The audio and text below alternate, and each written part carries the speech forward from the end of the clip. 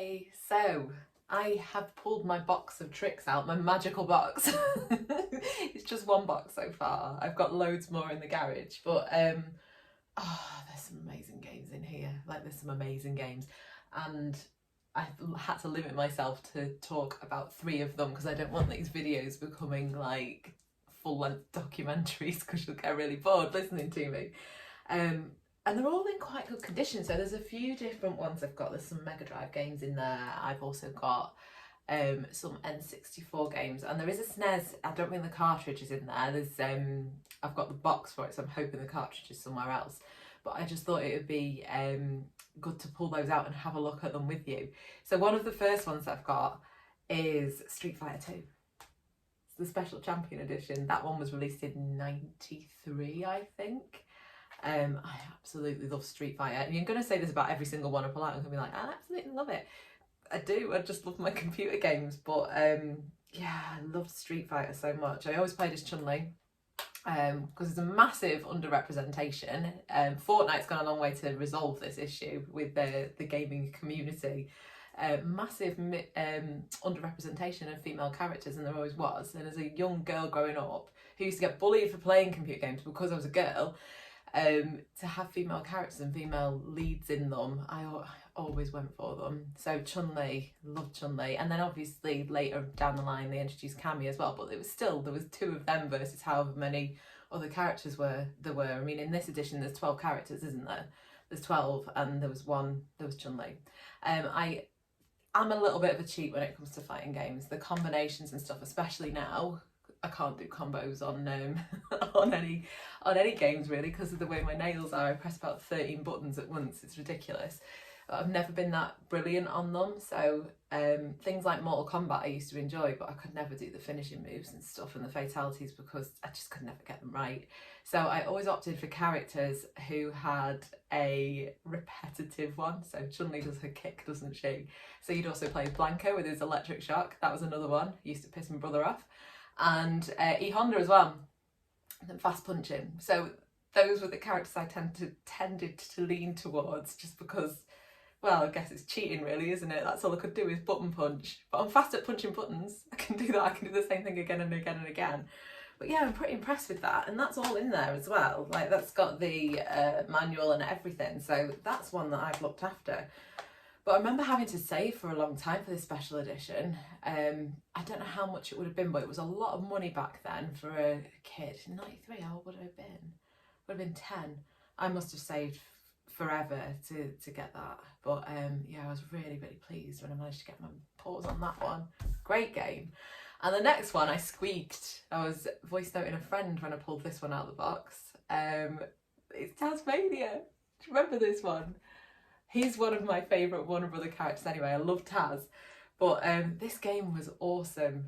It's just, there was one level in it, and I'm sure it's this game. I'm 100% sure it's this game actually, because it's traumatising. It's the minecart level. Do you remember getting stuck on that when you were younger? Oh, it was impossible. It was so hard. I think I beat it in the end. I think we managed to finish this game, me and my friends did.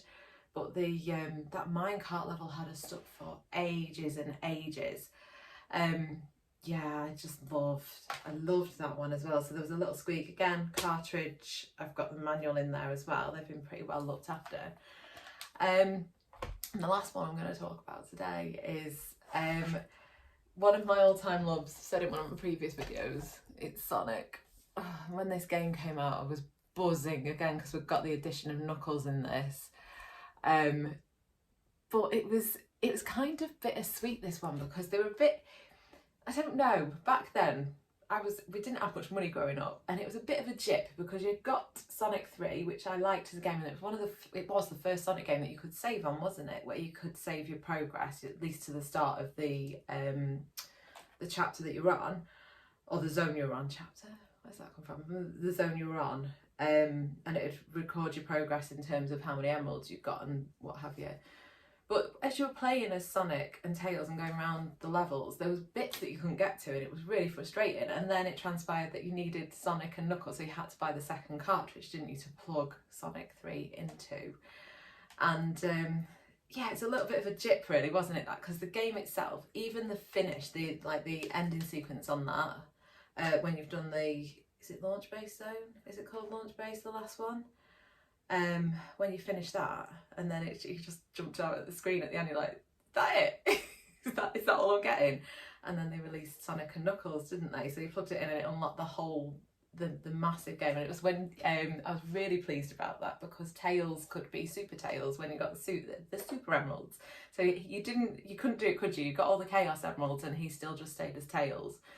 And then when you got the Super Emeralds, you got Super Tails, which was amazing. And Tails is, I always say Sonic's my favourite, but I play as Tails a lot as well. Being the younger sibling, anybody who was the younger child in any family that had a console with a 2-player, if you're the second sibling, correct me if I'm wrong, you were always player 2, so you played as Tails, or if you're on the SNES, you were playing as Luigi, weren't you? That's how it worked. That's how it rolled.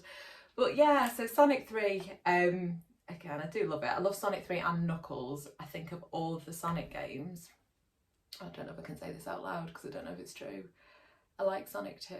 I love Sonic 2. Is Sonic 3 and Knuckles my favourite game?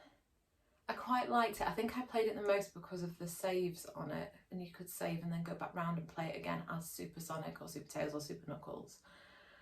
It's a tough one, that, isn't it? I really don't know. I do not know of those two games which is my favourite.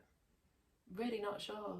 I'd love to hear what you think anyway, but I'm dead excited, and that's just 3 of them. There's loads of them. These are the ones that are in really good nick. There's some other ones in there that have seen better days, but there's some other ones in there that you probably want to hear about that you may have forgotten about.